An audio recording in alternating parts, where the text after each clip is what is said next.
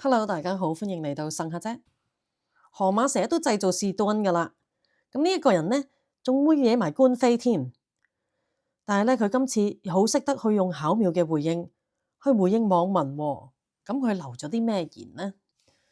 河馬咧就講到網上邊咧太多揣測佢唔直播嘅原因啦。咁究竟係咩原因呢？佢仲講到自己好偉大添。而河馬居然捉咗坦白，就係簽器官捐贈書喎。咁究竟佢呢一個舉動又會唔會係有後着噶啦？定因為純粹佢係抽起條筋，諗住同坦白走出嚟捐贈器官？大家都知道我有時好中意播翻啲聲帶出嚟，俾大家親耳聽下，究竟到底邊一個講過啲乜嘢？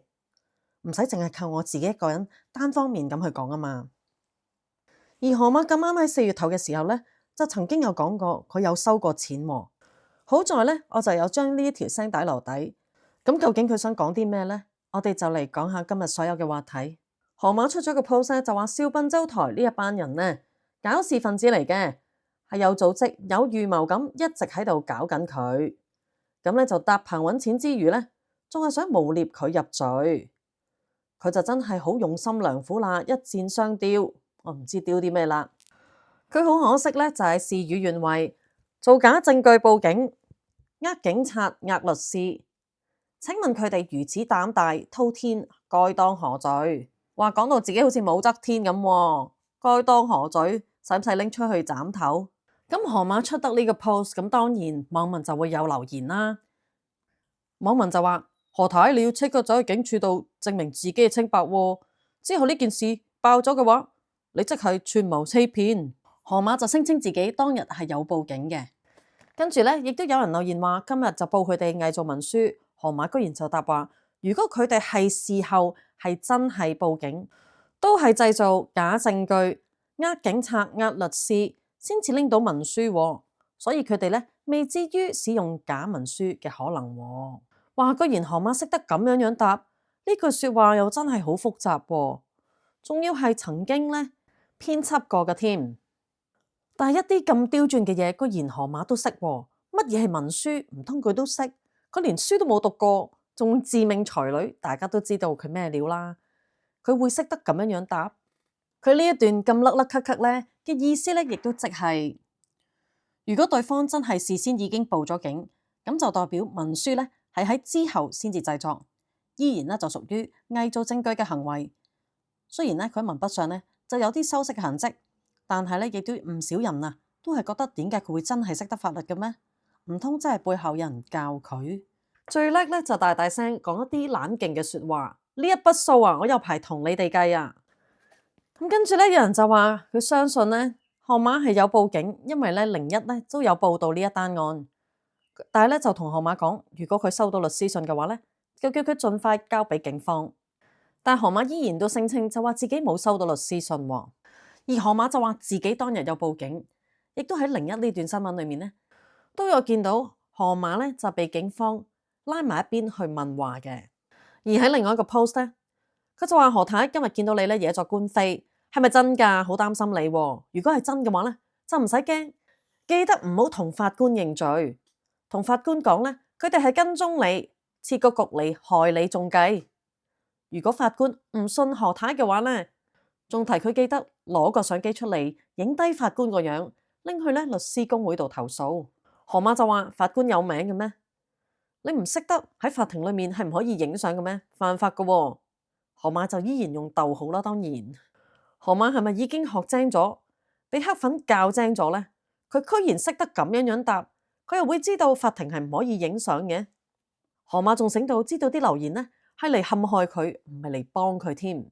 再跟住咧就有人話俾啲法律意見，等阿河馬咧就唔使擔心。河馬咧就定個粒六，佢就話咧唔使急，等收到害我的人的律師信都未遲喎。即係咁多個的字，你睇下佢寫字呢啲就叫做才女喎。有人就話何太咧，如果你收到信嘅話，就應該攞封信咧去警察局度報警，要求警方咧調查12月5號呢一件事，還自己一個清白。河馬仲識得多謝黑粉定唔知中粉添。另外仲有一個留言咧，就話何太佢哋聲稱咧打人嘅事已經報咗警，咁就問下河馬啦，由始至終你有冇受過警方嘅問話調查呢？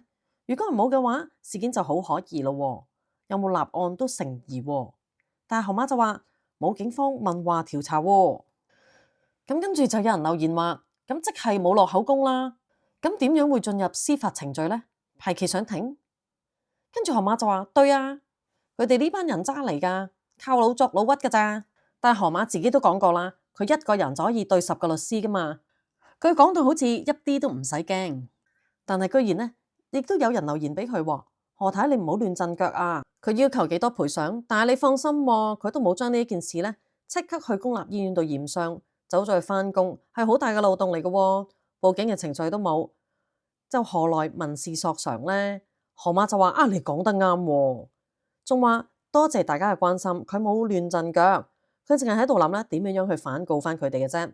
有人就話，咁係咪揾法援就可以搞掂啊？點樣反告先？河馬就話到時你咪知咯。我發覺河馬都真係喺度吹水嘅喎，點樣到時就知呢？河馬呢件事咧都搞咗咁耐啦，都1年啦，似乎咧都真係冇乜嘢可以收到佢呢一種感覺，就好似買6合彩咁。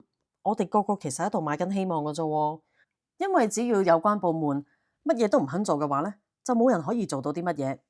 而河馬咧就唔做才女啦，就 post 咗啲 po 文，佢就話好多網台咧就發出疑問，甚至乎咧就胡亂猜測佢唔直播嘅原因。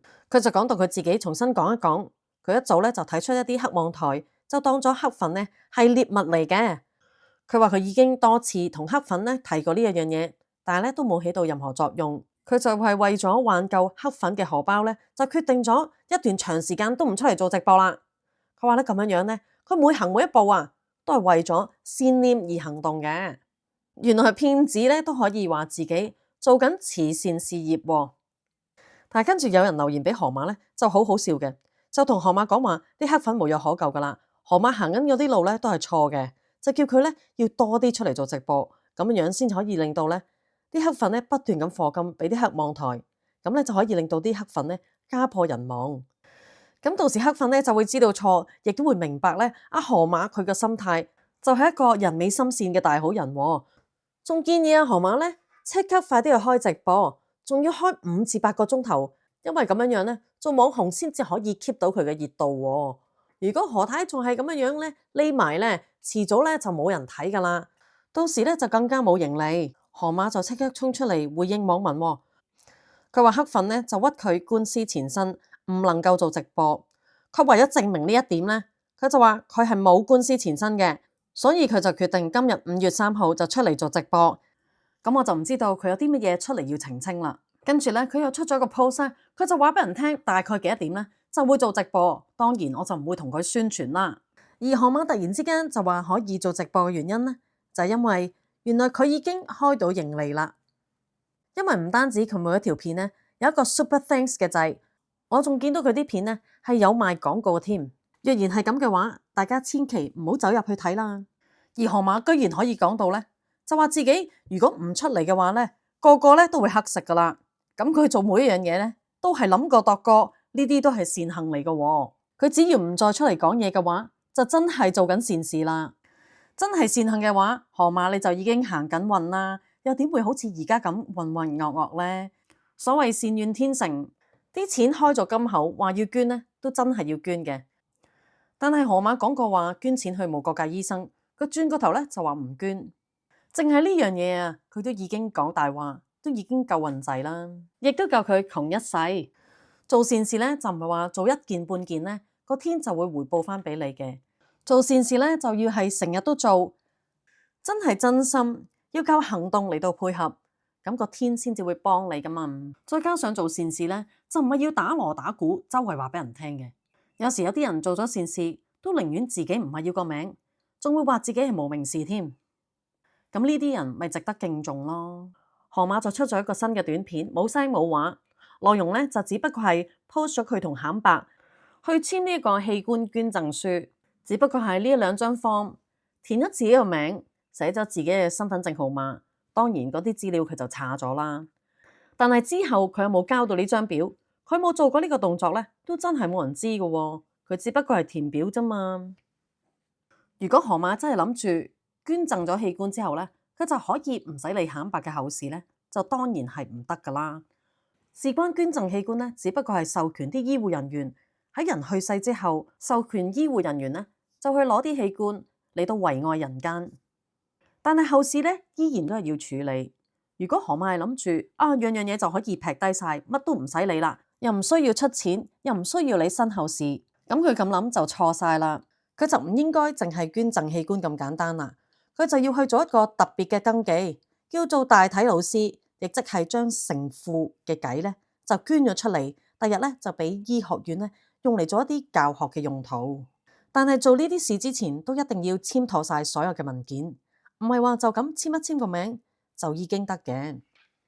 而河馬日日能夠飲飲食食，周圍遊山玩水，每個月都要交租，仲要燈油火蠟、柴米油鹽，生活當中樣樣嘢涉及都係錢，仲要配合佢嘅生活方式。河馬又中意食嘢，又中意買嘢。其實有時成日都見到佢着嗰啲衫都係新嘅喎，雖然係屠仔貨啫，咁但係始終都係要用錢買噶嘛。淨係使錢好似倒水咁，有出又點能夠冇入呢？唔做嘢咁啲錢喺邊度嚟嘅呢？所以河馬有條聲帶咧，就話俾你聽，佢就算借錢啊，佢都要食喎。佢仲唔止講呢啲添，大家記住聽到未啊？邊度是你啲黑粉係嘛？係咯，有入冇出㗎，係咯，要帶動消費啊嘛。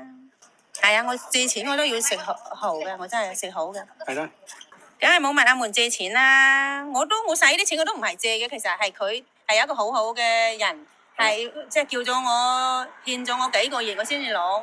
係咯，佢都話唔使我還㗎，但係我呢份恩情嘅心大人，我一定要還㗎。揾到一定要還嘅。係啊，我話過一定要還嘅，冇講還，我話第日有機會先報答佢。係咯，佢話亦都唔使我還，亦都唔使我報答。